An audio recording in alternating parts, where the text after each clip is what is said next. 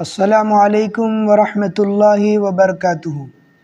ناظرین کرام، آج کا جو مسئلہ ہے وہ یہ ہے کہ اگر کوئی شخص مقروض ہے اور عمرہ کرنا چاہتا ہے تو کیا اس کا عمرہ ادا ہو جائے گا؟ یعنی قرض ہے اس پر اور عمرہ کرنا چاہ رہا ہے تو اس کا قرض ادا ہوگا، اس کا عمرہ ادا ہوگا یا نہیں ہوگا؟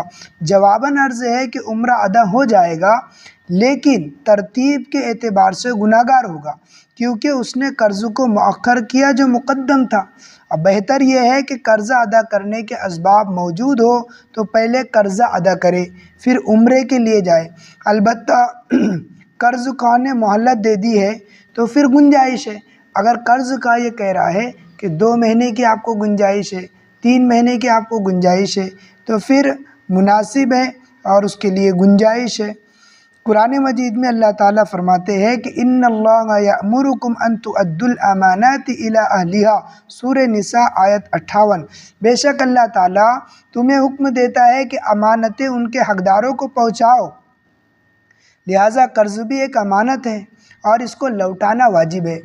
دلیل نمبر 2 یہ ہے، حدیث پاک میں حضور صلی اللہ علیہ وسلم نے فرمایا نفس المؤمن معلقۃ بدینہ حتی یقضی عنہ، سنن ترمذی حدیث نمبر 1078۔ مومن کی روح اس کے قرض کے ساتھ معلق رہتی ہے، یعنی لٹکی ہوئی رہتی ہے جب تک اس کا قرض ادا نہ کیا جائے۔ مومن کی روح اس کے قرض کے ساتھ معلق یعنی لٹکی ہوئی رہتی ہے جب تک اس کا قرض ادا نہ کیا جائے۔ امام نووی رحمۃ اللہ علیہ فرماتے ہیں کہ وَإِذَا اجْتَمَعَ حَقُّ اللَّهِ وَحَقُّ الْآدْمِيِّ فَحَقُّ الْآدْمِيِّ مُقَدَّمٌ رَوْضَةُ الطَّالِبِينَ، کہ آدمی کا حق یعنی حقوق اللہ اور حقوق العباد جب جمع ہو جائے تو پھر حقوق العباد کو مقدم کرنا چاہیے حقوق اللہ پر۔ یہ بڑا سخت حق ہے۔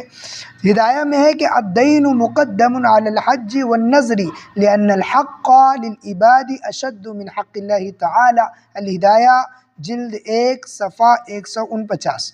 قرض حج اور نذر پر مقدم ہے کیونکہ بندوں کا حق اللہ کے حق سے زیادہ سخت ہے۔ اللہ تعالی عمل کی توفیق عطا فرمائے۔